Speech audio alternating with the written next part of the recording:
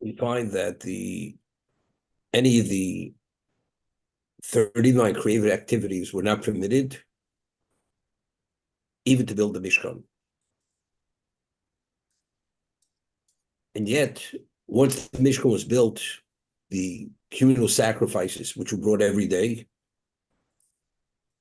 and other laws which pertaining to the Mizbeach, which was an ongoing process 7 days a week, which entailed the violation of Shabbos, happened on Shabbos, kindling the fire for the Mizbeach, slaughtering, stripping the hide off the animal, various things, burning the limbs, the fats on the Mizbeach. This was all done on Shabbos. And that's permitted, and it's obligatory. We have Avodas Yom Kippurim, Yom Kippur. Only the Kohen Gadol is permitted to officiate. Even the ordinary service, which is done by an ordinary Kohen throughout the year, on Shabbos, on Yom Kippur, the only one who's permitted to do even the ordinary service is only the Kohen Gadol. The morning and communal Tomid, only the Kohen Gadol could do it. An ordinary Kohen who's qualified to do it throughout the year on Shabbos, Yom Kippur is not permitted. So we say that these laws, once the Mishkan is functioning, or the Beis Mikdash is functioning, it's permitted. But to create the setting for that is not permitted. And what we just said, that's the difference. Now we find the two laws, there's what we call this mitzvah and this hechsher mitzvah. We speak asido chalosa say, if you find a positive, negative commandment are in contradiction with one another, and there's no way to reconcile the two, we say the positive commandment supersedes negative commandment. What about hechsher mitzvah, something which facilitates doing the mitzvah? Do we say asido chalosa say? That's called hechsher mitzvah. Meaning this, there's a mitzvah to build the Mishkan. That's the mitzvah. But the building of the Mishkan, although it may be a mitzvah to build the Mishkan, that's a hechsher mitzvah. That's to facilitate the service in the Mishkan. Once you have the Mishkan, that's the location of the Shechina. That represents God. When you can't do malacha, these creative activities for yourself, that is to create the location for God, for the Shechina. Because it says God refrained on the seventh day, after 6 days, therefore you must. Identically, something which is not directly representing Hashem, you must refrain. Once the Mishkan is in operation, it's the location, now it's ready for real time. For Avodah, the malachos have no relevance, as long as those malachos, those creative activities, have to do with serving Hashem. So to create the setting, you're not permitted. That does not override Shabbos. That does not supersede Shabbos. But once you have the setting, which is called Mishkan, within the context of Mishkan, which represents doing for God, everything's permitted. That's the difference. But it says, you're not permitted to kill fire in your communities. So the Gemara says, in the Beis Hamikdash, there was a location where, the floor was made of marble in the Beis Hamikdash. The Kohanim, when they would officiate, they would walk they had no shoes on their feet. So they would go and they would build a bonfire at one end of the sanctuary, and that fire would heat the whole floor. That heat would travel through all the stones of the sanctuary. So the Kohanim, they walked on the floor. The floor was warm. Was not cold, and they would warm themselves by that fire. The Kohanim. So the Gemara tells us you cannot kindle fire in your communities, but in the Beis Hamikdash, you're permitted to kindle fire.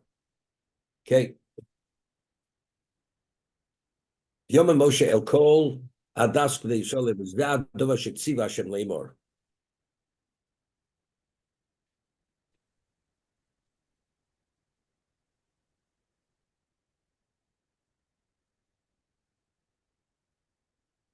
Rebbe. 1 second. Chumi itchem. You should take from yourselves truma Hashem. You should take a truma for Hashem, which we discussed. Kol nediv libo yiviyah is trumas Hashem. All those who have generosity with heart, they should bring this trumas Hashem.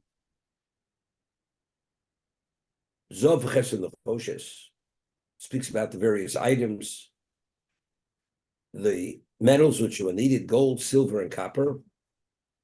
Tcheles v'argomon, the tovashoni sheish the izim, voros elim odomim, voros tchosh v'atzei shitim, v'shemen lamor, v'sobim, v'shemen amishcha, l'ktoras asamim, v'avdei shoam, v'avdei mluim, v'eifel lachoshem. These are all the various materials that were needed. Just one moment. So Rashi says, what's the nediv leiv? Called nediv leiv. Al shem shelibo nedovo korin nediv leiv. Because a person is motivated by his heart. That's what it's called. Not say nadiv, called nadiv. What's nadiv libo? Because the heart is what motivates a person to be generous.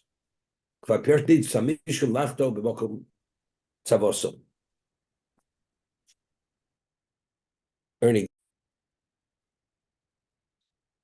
we had said earlier, yichru li truma. You have all this wealth. You should tithe the material from the wealth for the sake of God. So when does it start? When do you have to designate it for Hashem? When you tithe it. V'yikchu li truma. Right? The two things. There's designated as what you're going to give, and then you give it. So even the yichud li truma, we discussed this at length. But it says, "K'chu b'yitchem truma Hashem." You should take from yourself truma Hashem, tithe it for the sake of God. Then it says, "Kol nediv libo yivieho es trumas Hashem." When we speak about the one with the generosity of one's heart, it's not in regard to the tithing. It seems to me that's bringing the two things. There's the tithing and there's the giving. I'll give you an example. If you have tevel, you have the produce that grows in Israel, it's processed. You're not permitted to eat it until you tithe it. So you have an obligation to tithe, and then now that you have the truma that you've tithed, you have an obligation to give it to the Kohen. It's two-step. If you want to permit what you have to tithe. Now, what you've tithed is truma, and what remains is called chulin. That's permitted to you after you've taken all the various percentages that you're supposed to take. Now there's a mitzvah to give the truma. Here Hashem says, "Yichul li truma." First, when you tithe that gold, silver, whatever it may be, do it for the sake of Hashem, for the sake of building the Mishkan. Then it says, and what do you do with that? You bring it. So when we speak about the div leiv, it's in regard to the tithing or regard to the bringing. Right? It's clear in the pasuk. Kol nediv libo yivieho. Regarding the tithe for the sake of Hashem, seems to me you don't have to be in div leiv. Right? It's supposed to Hashem. You should take from yourself truma for the sake of God. Kol nediv libo yivieho. All those who have generosity in the heart should bring a trumas Hashem, should bring the trumas Hashem. But for the tithing, you don't have to be in the div leiv. Which is interesting. I mean, you're only tithing for the sake of giving, so seemingly you should be only the one who has that level of generosity. He's going to tithe. The amount he's going to tithe that's going to be the degree of tithing. And so what I'm saying, the one who has generosity in heart, he can give. There's no set amount. Gold is no machzeh shekel. It's not a certain amount, as much as you want. Silver for the Mishkan, as much as you want. Copper, as much as you want. That's based on your level of generosity. So if that's the case, when does it begin? When you tithe the gold and silver, how much are you going to tithe for the sake of God? Seemingly that's based on how generous you are. But yet it says, when we speak about the generosity, it's only regard Yiviel. To bring it. Kol nediv leiv yiviyeh trumas Hashem. We'll bring. It should say, "K'chu b'yitchem Kol Nidiv Lev, Trumas Hashem. That's what it should say. At the time of the tithing, it's based on the level of generosity.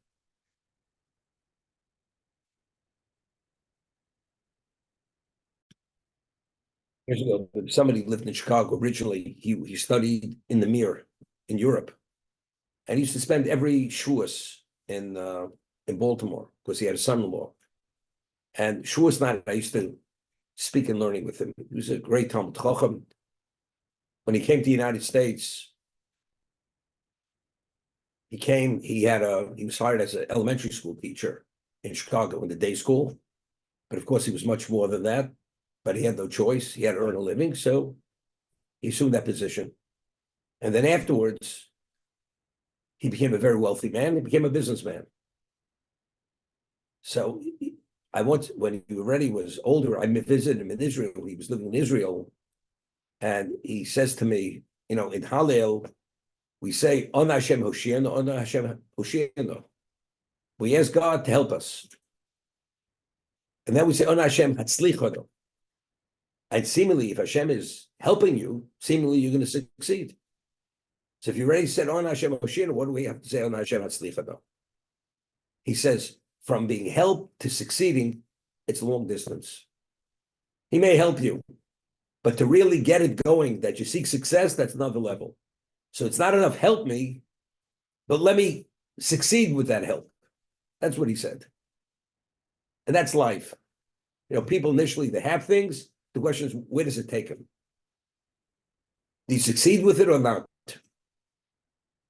So I'm saying a person may be motivated by giving, but your generosity, even a person decides he wants to give something, but actually, until you actually give it, it's not given. You have a mind, I'm going to give something. And you put money in the bank to give it. But until you write the check and you sign the check, and even when you have the check in your pocket to give, until you give it, you could change your mind. So when do you display the true generosity when you no longer have control over it? As long as you have control, you're at a certain level. I'll give you an example. The Gemara speaks about Tovus Hanoah. If I tithe Truma to give to the Kohen, I have a right to choose whichever Kohen I want to give it to. A Kohen can't come to me and says, I want the Truma that you tithe for the Kohen. I said, look, that right is given to the one who tithes it. The Kohen does not dictate to the one who tithes it that he should be the one to receive the Truma. That right the Torah gives to the one who tithes it. So there's a certain degree of ownership which the non-Kohen has. He has certain rights to make that choice, and that choice is identifies as ownership, although financially he may not own it, but because he can determine where it goes, that's considered, he has benefit. That's his benefit from it. And there's even the question whether that's considered, that has monetary value, but it definitely it's a right. So I'm saying, I may tithe it, but when do I truly reveal my generosity is when I give it away. Because when you give it away, it's no longer yours. So the Vieho is really indicates what level of generosity you have when you part with it. There's an expression, a person can't part with $1. They used to use those expressions. Can't part with it. He'll put his hand in his pocket, give it until he gives it. It's Kriyas Yamsuf. It's not so simple. So he brings it.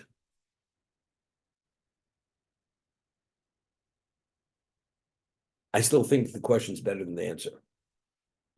Okay? Rabbi, why do we have to say both? After they've given the order what has to be done, he spoke to Kol Adas B'nei Yisrael. All the Adas B'nei Yisrael, they left the presence of Moshe. V'yetzu Kol Adas B'nei Yisrael L'fnei Moshe.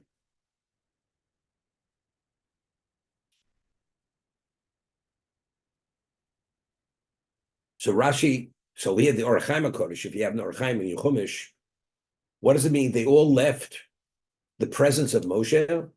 Pirush yotzu kulam ke'echod b'zrizus lavi. They all left in a moment with alacrity. Loher bem echod shenisakev michavero. No one lagged behind. They were all out to actualize, to execute this immediately. That's what Torah is showing. The degree of interest and desire to get this done. You know, it's interesting. The Mishkan was not erected until Nisan. This order was given on the 11th day of Tishrei. So he gives this order, he's speaking to the Jews on the 11th day of Tishrei. The materials, what has to be done, they're out the door immediately to get it going. To indicate the zrizus. What was the basis for the motivation? What was the zrizus? Because he told them that although you have the Luchas Shnios, I'm giving the second tablets, which is indication that you're forgiven, and that's why the Luchas Shnios will give it to them on Yom Kippur, but the full reinstatement is not until the Hakomas Mishkan. That's not going to be till Nisan. And that's not going to be until the Shekhinah re-enters into the Mishkan, when Aaron and his children begin officiating. Moshe officiated for 7 days, and only on the 8th day, when Aaron's children officiated, did Shekhinah enter into the Mishkan. So that's when we fully reinstated. So that they left all at one time, what did it indicate? What was this resource? The mitzvah to build a Mishkan, but it wasn't a mitzvah. That wasn't what motivated them. If they would have put on tefillin, would they put on tefillin with the same alacrity, with the same reasons, with the same zeal?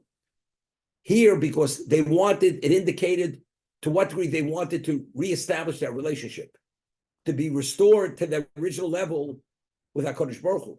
That's what those reasons indicated. Now, the Chofetz Chaim writes that, we all look for skulas. A skula. Person will spend a fortune.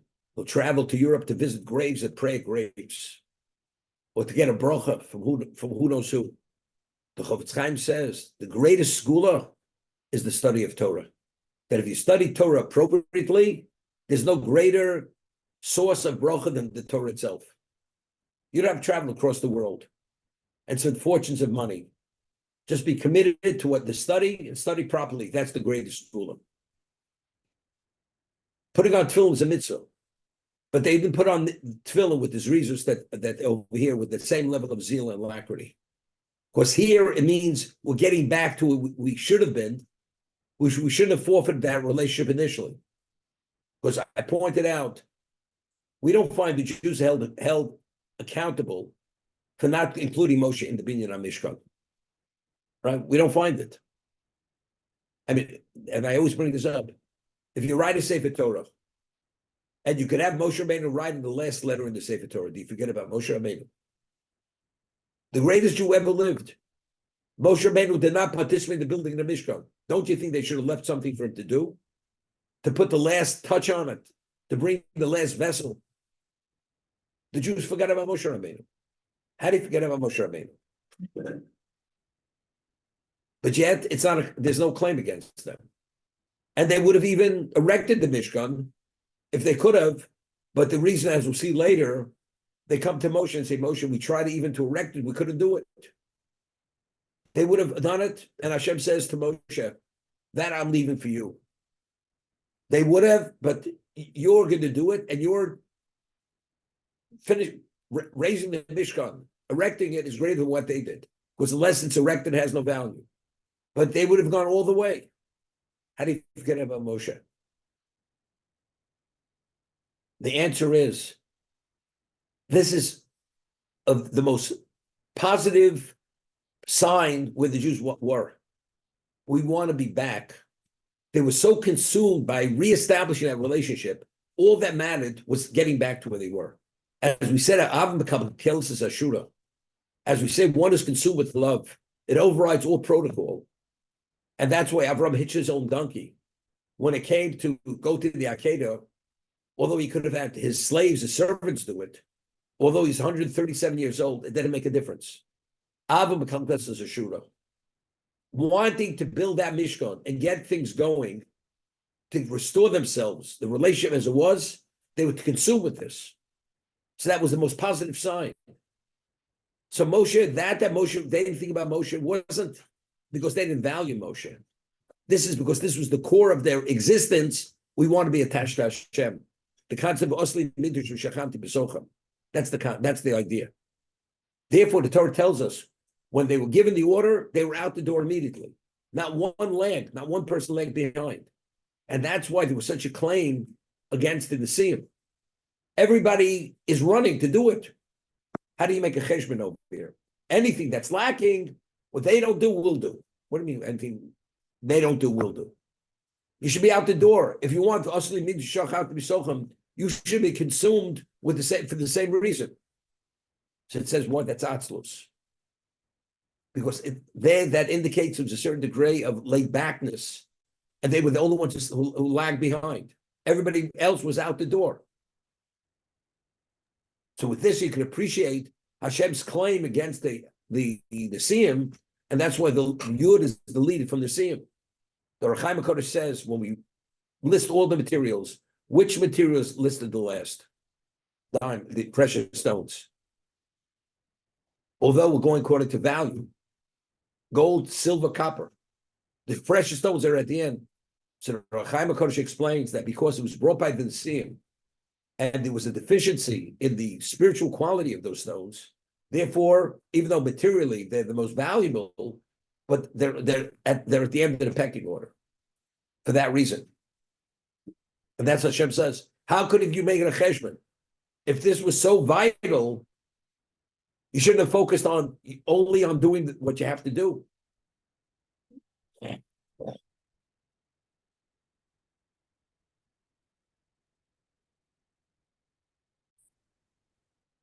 Torah tells us the first child of Leah was Ruvain. And why did she call him Ruvain? Hashem had seen my plight because she wasn't the favorite wife.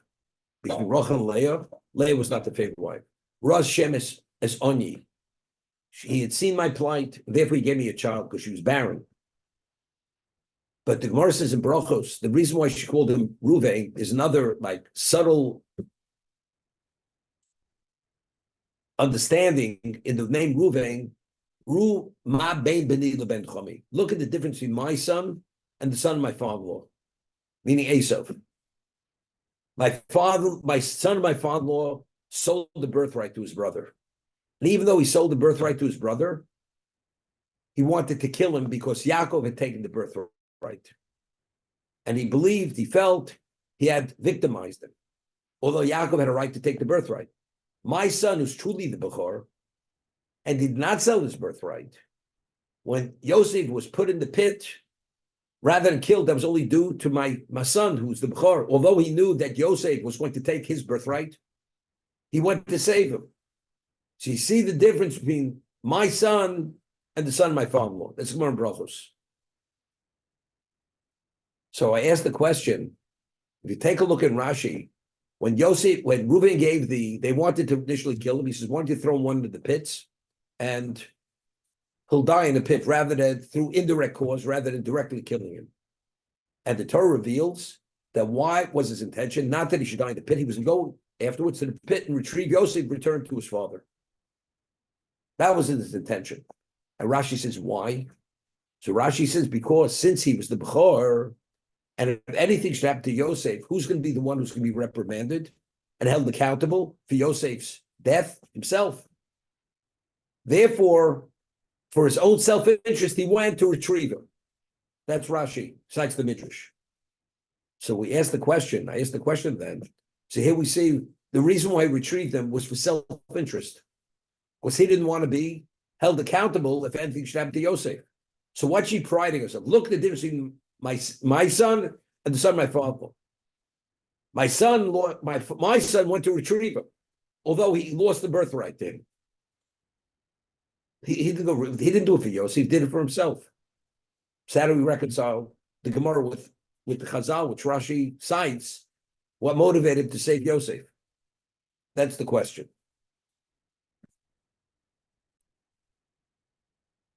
Just as we say, Avim Akeltelis is Ashura, right? If one is consumed with love, it overrides all protocol. All that matters is the objective. That's all that matters. Regardless how old you are, how wealthy you are, it doesn't make a difference. Therefore, Avram hitched his own donkey. There was Bilam hated the Jewish people even more than Balak, which is indicated from the whole discussion with Hashem. Bilam hitched his own donkey to curse the Jewish people. What's the takeaway? So Chazal say, "Asina mekalkelis ashura." If one is consumed with hate blinds a person and overrides all protocol. And Bilam was a person was so self-consumed with himself. He suffered from megalomania, and yet a man like that hitches his own donkey. Bilam. From here we see how sin mekalkelis ashura. When all that matters is to destroy and eradicate, annihilate the Jewish people through a curse, all that matters at that moment, all that exists is the objective to destroy the Jewish people. Bilam at that moment doesn't exist. That's sin of mekalkelis ashura. What about you always focused on yourself, on how you perceived and what your needs are? At this moment, all that matters is we have to destroy the Jewish people. Therefore, he hitches his own donkey. There's no Bilam at this moment. If Ruvain hated Yosef the way his brothers hated Yosef, this calculation that he's going to be held accountable wouldn't have been part of the equation, wouldn't have been on the table. The only reason why he was able to be rational to make that calculation was an indication he did not hate him the way his brothers hated him. That was the confirmation on that. Because when you're so consumed with hate, you behave irrationally. You don't think about many things. And that he was able to be rational, to make this process of being held accountable, that tells us he did not hate him the way Esav hated Yaakov. That's Ruma ben Benila ben Chami.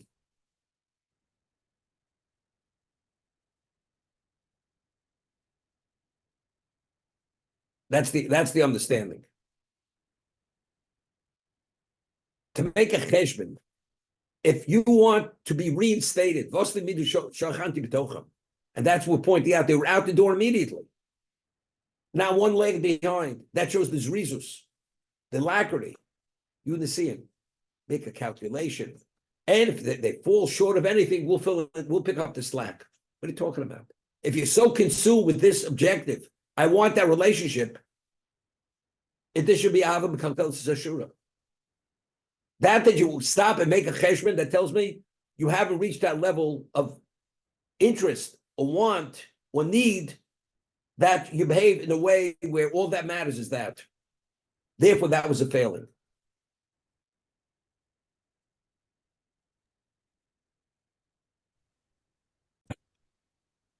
Second, we asked that question. That's the question we asked. Because Moshe did not participate in building the Mishkan. And Moshe was down, was disappointed that he wasn't able to do it. And Hashem says to Moshe Rabbeinu, why are you down? He says, I'm down because I didn't participate in building the Mishkan. So Hashem says to Moshe, why didn't you? Why didn't you? He said, because I wanted every Jew to participate. And I was concerned if I would do it, I would deny another Jew the ability to participate. And therefore, I'll wait till they do everything. And if I'm needed to participate, I'll participate. And they did everything. There was nothing left for me to do. That's why I'm down. So what Hashem says to him, your participation will be greater than theirs. Because there may be developing all the components of the Mishkan, but the erection of the Mishkan, that's you going to do that. That's Akamas HaMishkan. So we asked the question. I mean, here he's reprimanding the Nesiim for being laid back, and here he's praising Moshe for what he did. He's extolling him. That we asked that as a question. So we had said, what we answered then was, Moshe Rabbeinu was unabikoladam. There wasn't a trace of himself. Whatever he did, he said for the sake of God. So when Moshe made that cheshbon, it had nothing to do with him. everything was God's glory. That the Jewish people should do it. That's not because an indication that he's not consumed with that same perspective. He is consumed, but the consumed is the Jews God needs the Jewish people. That's what he wants. There's no me. There's only them. There's only God's will. The Nesiim, there was a trace of themselves. If you have a self, you should be there first. You should want to be reinstated. So that you were laid back indicates that you're not consumed with this. Moshe Rabbeinu is not an indication he was consumed with it. He is consumed because there is no Moshe Rabbeinu. That's what I answered to that question. But you could. I asked another question yesterday. The Or Chaim Kosh points out we find that all the laws pertaining to the Mishnah, the Mishkan, were directives to Moshe Rabbeinu, and he passed on this directive to the Jewish people. So the Or Chaim Kosh explains basically the obligation to build the Mishkan was Moshe's obligation. Every aspect, except he delegated it through the Jews. They were his agents. And we have the concept Shlich Shalom Kamoso. And why did God want it to be that way? Because God wanted that Moshe should be the beneficiary of the building of the Mishkan, that every aspect of the Mishkan should accrue to him, based on the principle of Shlichus. That's the Or Chaim HaKodesh. We had in Parsha Tetzaveh. Okay? So if that's the case, so what was he upset about? What was he upset about? I mean, they built the Mishkan, but everything accrues to him. Right? So why was he disappointed that he didn't participate? The Gemara says in Kedushin, the beginning of the second parak, that if you're able to delegate a mitzvah or do the mitzvah yourself, what's better? So the Gemara says, mitzvah bo yosem b'shlucho. There's a greater mitzvah that you should be directly involved than delegated through a third party, although the action identifies with the one who set it in motion. So even though there's a concept of shlichus, there's a concept of mitzvah yosem shlucho. Moshe Rabbeinu wasn't upset because he wasn't accredited for it, but he didn't do the actual. He didn't actually participate. That's what he was disappointed with. The mitzvah yosem shlucho. And that Hashem says your mitzvah is greater than theirs because you're going to be involved in the Hakomas Mishkan. You're going to erect the Mishkan, which then they're going to be able to do it. Okay? I asked the question yesterday. The Gemara says that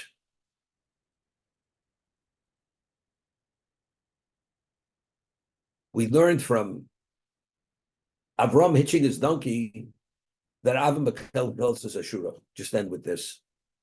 So I asked, what's the proof?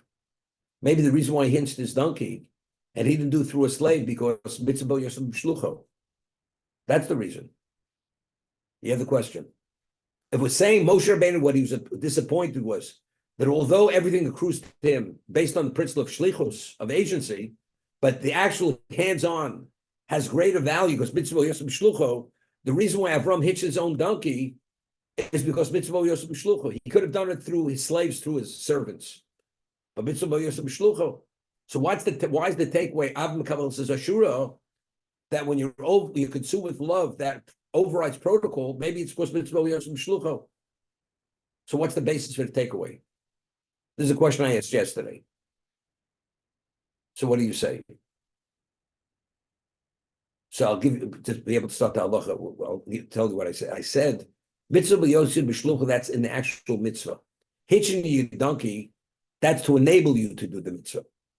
The building of the Mishkan is the mitzvah. Marrying the woman, the Gemara says, Hisham, im Kedushin, that's the mitzvah. So although you can marry a woman through an agent, it's better to do it yourself. That's mitzvah yosem b'shlucha. Hitching the donkey is not the mitzvah. The Akedah is the mitzvah. Therefore, hitching the donkey is an indication, although he could have done it through a slave, a servant, that indicated his all-consuming love that he had for Hashem.